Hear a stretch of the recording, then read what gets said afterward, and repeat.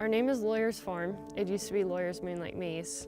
It was started by my parents in 2000, was our first maze.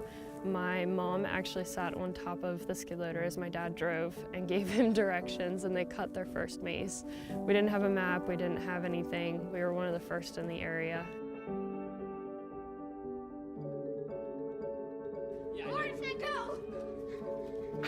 We like, giving people something outside to do, something that, they can't do at home. I never really thought, well, I've grown up on 500 acres. I didn't realize that not everybody can go in their backyard and have a big bonfire and roast marshmallows. It's not necessarily an option. So to give people that space that they can come do that, and to give them a map and say, here's 6.8 miles of trails in a cornfield, good luck. It really is, interesting to see the look on their faces. My dad was the most creative, hardworking person I've ever known. I strive to be any little ounce like him. He could do just about anything. He was a farmer, but people drive by and say, who is the sculpturist that created these transformers? And I just said, well, it's my dad. He's not a sculpturist, he's not an artist, he's a farmer that can literally do anything with his hands. And he just was so creative, and he always had a positive attitude, no matter what. We've been through some tough times on the farm, and you work nonstop, 7 days a week, all year long, but he always had a good attitude. Unfortunately, to farm for a living, you have to find other creative ways to pay the bills, because farming doesn't necessarily do that. So he opened the corn maze as a way to help, and we really did think it was a unique idea at the time. We were one of the only ones within hours, and it's just, he kept thinking of new ideas and ways to draw people.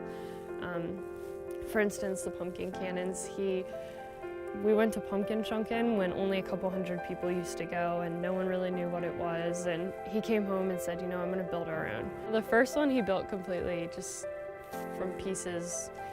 The second one, our deuce, is an old military deuce, and he decided it would look cooler if the cannon was on a deuce. So we also tried to aim to make it more kid-friendly. So it features easier controls, a button to shoot instead of the lever like the original cannon, but I still think our original cannon is our best one. It's the thrill, it's a lot more accurate, the thrill of pulling the handle. It's a blast. My dad ended up passing away in December of last year, and for us to recover was actually quite difficult, but we knew that if we wanted to keep everything that my father worked so hard to build, we had to keep moving. We couldn't sit around. We had to keep moving, keep things going, and honestly, it was a drive that pushed us to make sure everything looked its best, and to really make sure that nothing changed, and that we didn't just drop off. And honestly, I think that's how I dealt with his passing much better, is I was surrounded by everything he ever did, and I was able to just pick up and keep doing what he loved, and it's what I love also. So I think he had his moments, but he was rather optimistic and grateful, I would say. I mean, he did a lot in his 54 years. He did all kinds of things, and I think he just was happy at that moment. He, felt happy. And so I decided that I needed to have something in memory of him, some sort of, sign that could explain to people, like, these transformers you see out in the field, and this teepee that you see, my dad built, my dad designed, and I just want to make sure that they understand there's one man that was responsible for all of this. I would say, I'm very fortunate. I look back and I'm very grateful for everything the opportunities I've been given.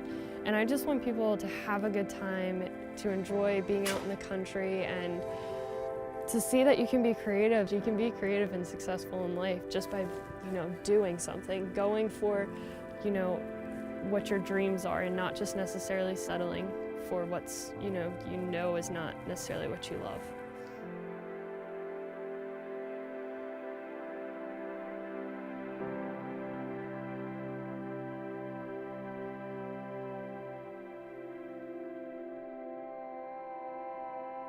So on October 26th, it's a Sunday, we are going to be holding a fundraiser for the American Brain Tumor Association.